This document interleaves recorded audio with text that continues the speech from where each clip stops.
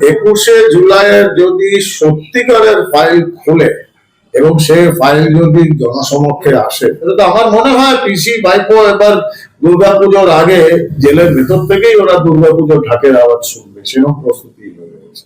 নকল MBA ডিগ্রিধারী যে ভাইপো, সে যে তহবিলের টাকা চার্টার্ড ফ্লাইটে ঘুরছে, এবং এই তহবিলের টাকাটা এসেছে কোথা থেকে, সেটা তো প্রশ্ন জাগবে। সেখানে ওই বিদেশি বান্ধবীদের সঙ্গে যোগাযোগের কোন রাস্তা খুঁজে পাওয়া যায় না, এবং বিদেশি বান্ধবীদের সঙ্গে এই হাজার হাজার কোটি টাকার যে ডিল, যে সারোগেট অ্যাকাউন্ট, যেটা নিয়ে আমরা বহুবার বলেছি, এবং ওই জালি MBA ডিগ্রিধারী ভাইপো আমার বিরুদ্ধে কেসও করেছিলেন 4-5টা, তো পুলিশের ক্ষমতায় নিয়ে আমাকে সমন করার। এটা তো বোঝা যাচ্ছে দিনের আলোর মতো পরিষ্কার। চোখের চিকিৎসা না মনের চিকিৎসা, সেটা উনি বলতে পারবেন। আরো অনেক রকম চিকিৎসা হয় যেটা বিদেশি বান্ধবীরাই করে দিতে পারে।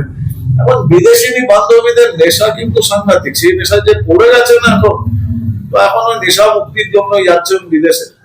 কালকে তো মদন বাবুকে এই প্রশ্নটা করা যেতে পারে যে আপনি যখন জানেন যে সুপারি কুলার দিয়ে সে খুন করাতো, আপনি কেন চুপ করে বসেছিলেন? আপনি তো বড়, এখন শুনছি তুই করে তুই হচ্ছে বাপের বেটা মদন মিত্র হয়ে ধমকাস না চমকাস না, এই বিরক্তটা কোথায় ছিল?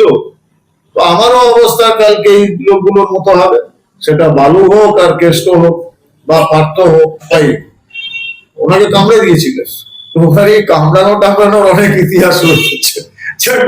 এটা উনি বুঝবেন, ওনার রাজনীতি ওনার দল বুঝবেন, এবং বাংলার মানুষ বুঝে গেছে, ওনার দলও বুঝে গেছে। তাই এখন ওনার দলে শুধু ওই আমি তুমি সে ও তাহারা 4-5 জন ছাড়া আর কেউ। 21শে জুলাইয়ের যদি সত্যিকারের ফাইল খুলে এবং সে ফাইল যদি জনসমক্ষে আসে, আমার মনে হয় তারপর মমতা ব্যানার্জিকে মাস্ক মুখে লাগিয়ে ঘুরে বেড়াতে হবে। কারণ ওনার দ্বিচারিতা, মানুষকে বলি দান করে, বলি দিয়ে তার শবদেহের উপর নৃত্য করে নিজের রাজনৈতিক প্রাসাদ বানানো, এটা মমতা ব্যানার্জির বহু পুরনো খেলা। এবং সবাই জানেন যে 21শে জুলাই কেন হয়েছিল, কিভাবে উনি তৈরি করে দিয়েছিলেন এই ভয়ঙ্কর বিশৃঙ্খল পরিস্থিতি। এবং এটা তো সবাই জানে, তৎকালীন স্বরাষ্ট্র সচিব যিনি ছিলেন মনীশ গুপ্ত, সে তো উনি আবার তাকে দলে নিয়ে এসে তাকে বিদ্যুৎ মন্ত্রী হয়ে গেছে। মনীশ গুপ্তকে উনি এই জন্য নিয়েছিলেন দলে এবং মন্ত্রী করিয়েছিলেন, উনি খুব সুচতুর ভাবে, মানে আমি হিটলারের পরে এত বড় প্রোপাগান্ডা মাস্টার আমি কিন্তু দেখিনি, হিটলার এবং গোয়েবলস। উনি বুঝে মানুষকে তখন বোঝানোর চেষ্টা করেছিলেন, এবং বাংলার এক অংশের মানুষ হয়তো ভুলও বুঝেছিল, কিন্তু বুঝেছিল যে এই 21শে জুলাইয়ের জন্য দায়ী বাংলার প্রাক্তন মুখ্যমন্ত্রী স্বর্গীয় বুদ্ধদেব ভট্টাচার্য। এবং বুদ্ধদেব ভট্টাচার্যের বিরুদ্ধে মানুষের একটা ক্ষোভ উনি তৈরি করে দিয়েছিলেন, এবং সেই ক্ষোভের বিরুদ্ধে উনি দাঁড় করিয়ে দিয়েছিলেন মনীশ গুপ্তকে, যে তখন অনেক আজে বাজে কথা, অসত্য বিবৃতি এগুলো দিয়ে হয়েছিল বুদ্ধদেব বাবুর নাম করে, যে বুদ্ধদেব বাবুর কথাতেই আমি গুলি চালাতে বাধ্য হয়েছিলাম, যেটা সম্পূর্ণ ভ্রান্ত তথ্য।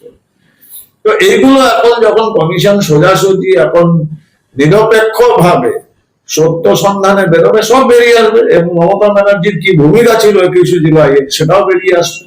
তৎকালীন বিদ্যুৎ মন্ত্রী মনীশ গুপ্ত এবং তৎকালীন মুখ্যমন্ত্রী প্রাক্তন বিধায়িকা মমতা ব্যানার্জি, এরা তো স্বার্থের সম্পর্ক জড়িয়ে থাকে। মনীশ গুপ্তর নামেও শুনেছি বহু কেলেঙ্কারি রয়েছে, এবং মমতা ব্যানার্জি সবসময় সেই ধরনের আধিকারিকদেরই আশ্রয় দেন বা ছত্রছায়ায় নিয়ে আসেন যাদের বিরুদ্ধে বিভিন্ন রকম কেলেঙ্কারি রয়েছে, কারণ উনি মানুষকে ব্ল্যাকমেল করবার জন্য এক্সপার্ট, এই বাংলার প্রাক্তন বিধায়িকা মমতা ব্যানার্জি। তো এই জন্য মমতা ব্যানার্জি কখনোই চাইবে না সত্য প্রকাশ হোক। কিন্তু সত্য প্রকাশ হবে, দেরি হতে পারে, কিন্তু হবে না এটা নয়, হবে। এবং তার ফল মমতা ব্যানার্জিকে ভুগতে হবে। গুলি কে চালিয়েছিল, কার অর্ডারে চালিয়েছিল, তো বহু কথা শোনা যায়, তো সেগুলো বেরিয়ে আসবে। এবার বিশ্বাস করি সত্যভাবে সঠিকভাবেই তদন্ত হবে। স্যার, একেবারে নিহতদের পরিবারকে বলা হয়েছিল 25 লাখ টাকা করে দেওয়ার কথা, সেখানে 2 লক্ষ টাকা করে দেওয়া হয়েছে এবং ত্রাণ তহবিল ব্যবহার করা হয়েছে। দেখুন, এই ভদ্রমহিলার কথা কি বলবে বলতো, উনি যা কুকর্ম করেছেন ওনার দীর্ঘ রাজনৈতিক জীবনে এবং গত 15 বছর উনি যখন বাংলার মুখ্যমন্ত্রী ছিলেন, সেগুলো নিয়ে কথা বলতে গেলে আমাদের 100-150 বছর লেগে যাবে। correct? তো উনি সারা জীবন সততা, প্রতারণা এই কাজগুলো করে গেছেন। কিন্তু এটা তো ঠিক যেটা বলা হয় যে আপনি কিছু মানুষকে বহুদিন বোকা বানাতে পারেন, আর কোনো মানুষকে চিরদিনের জন্য বোকা বানাতে পারবেন না। সেটা যে সঠিক সেটা বাংলার মানুষ দেখেছেন, ওনাকে ইতিহাসের আস্থা করে ছুঁড়ে ফেলে দিয়েছে। নকল MBA ডিগ্রিধারী যে ভাইপো, সে যে তহবিলের টাকা চার্টার্ড ফ্লাইটে ঘুরছে, এবং এই তহবিলের টাকাটা এসেছে কোথা থেকে, সেটা তো প্রশ্ন জাগবে। কেন এসেছে, কোথা থেকে এসেছে, যখন ইনভেস্টিগেশন হবে ডিটেইলড হবে। এবং এটা বাংলার মানুষ জানতো। শুভেন্দু বাবু মাননীয় মুখ্যমন্ত্রী উনি কি করছেন, উনি এখন মানুষের চোখ খুলে দিচ্ছেন যে আপনারা যেগুলো দেখে চোখ বন্ধ করেছিলেন সেটা এবার চোখ খুলে দেখুন।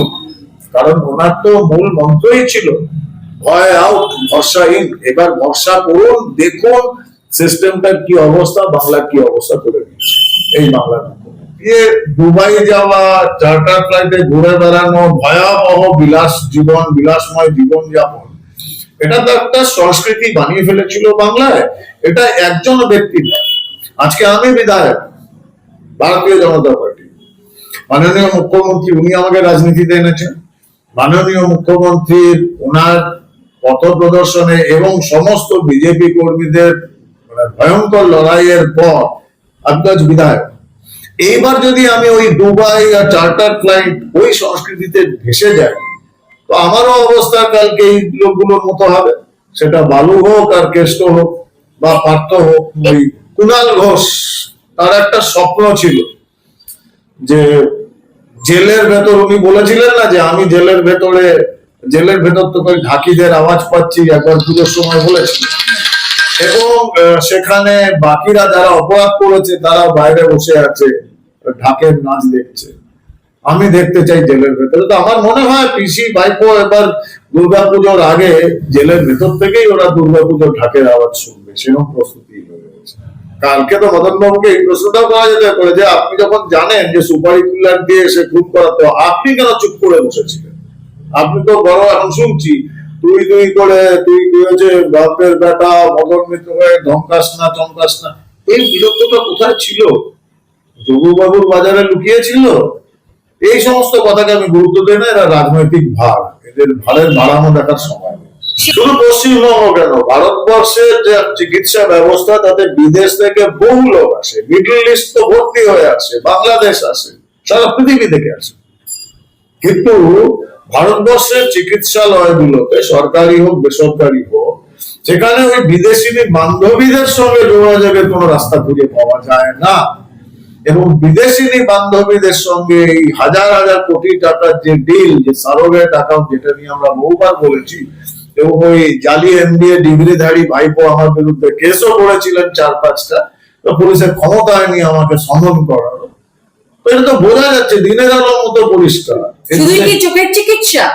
এদের সাথে কি শুধুই চোখের চিকিৎসা? না, চোখের চিকিৎসা না, মনের চিকিৎসা, সেটা উনি বলতে পারবেন। আরো অনেক রকম চিকিৎসা হয় যেটা বিদেশি বান্ধবীরাই করে দিতে পারে। এখন বিদেশিনী বান্ধবীদের নেশা কিন্তু সাংঘাতিক। সেই নেশা যে পড়ে গেছে না এখন, তো এখন ওই নেশা মুক্তির জন্য যাচ্ছেন বিদেশে। 21শে জুলাই তুমি কার? ঋতব্রত তৃণমূল, কাকলি ঘোষ দস্তিদারের একটা NCPI রয়েছে, কালীঘাট পন্থী তৃণমূল, আবার কংগ্রেসেরও এই 21শে জুলাই। কি বলবেন? মানুষ একেবারে দিগ্ভ্রষ্ট হয়ে যাচ্ছে। শহীদের পরিবার কোন 21শে জুলাইয়ের মধ্যে? দেখুন, 21শে জুলাই বলতে গেলে শুধুমাত্র শহীদদের পরিবার। হ্যাঁ, তারা কোন মঞ্চে যাবে? এখন সেটা কোন মঞ্চে যাবে তারা বিচার বিবেচনা করুক। আমার তো সে স্পর্ধা নেই আর থাকবেও না যে তাদের আমি উপদেশ দেব। কারণ মানুষ তো দেখেছে 21শে জুলাইয়ের মঞ্চে ওই দেব নাকি একজন আছেন, সেই পাগলু ডান্স, সেগুলো তো দেখা গেছে। সারি সারি কলকাতার টলিউড নাকি হলিউড, টলিউডের শিল্পীরা সুন্দর সুন্দর শাড়ি, সুন্দর সুন্দর পাঞ্জাবি পায়জামা পরে এসে বসেছে। 21শে জুলাইয়ের মঞ্চে কবি সুবোধ সরকার ভেজা চেয়ার মুছে দিচ্ছেন মুখ্যমন্ত্রীর জন্য, সেগুলোও বাংলা দেখেছে। 21শে জুলাই শুধু শহীদের পরিবারদের আর বাংলার কারণ নয়। এটা ওই সার্কাস কোম্পানি রয়েছে কালীঘাটে, পিসি ভাইপো প্রাইভেট লিমিটেড, ওরা এটা ভাঙিয়ে খায়। আমি তো আগেই বললাম যে মমতা ব্যানার্জি চিরকাল ডেড বডি, ধর্ষণ এইগুলোকে নিয়েই রাজনীতি করেছেন, আজ বলে নয়। চিরকাল তোমাদের মনে আছে বেদি ভবন নিয়ে কলকাতায় একবার ঝামেলা হয়েছিল, তখন ইনি বিরোধী নেত্রী, পরে পরবর্তীকালে পুলিশ কমিশনার হন বাজপেয়ী, ওনাকে কামড়ে দিয়েছিলেন। তো ওখানে কামড়ানো টামড়ানোর অনেক ইতিহাস রয়েছে। এটা উনি বুঝবেন, ওনার রাজনীতি ওনার দল বুঝবেন, এবং বাংলার মানুষ বুঝে গেছে, ওনার দলও বুঝে গেছে। তাই এখন ওনার দলে শুধু ওই আমি, তুমি, সে ও তাহারা, 4-5 জন ছাড়া আর কেউ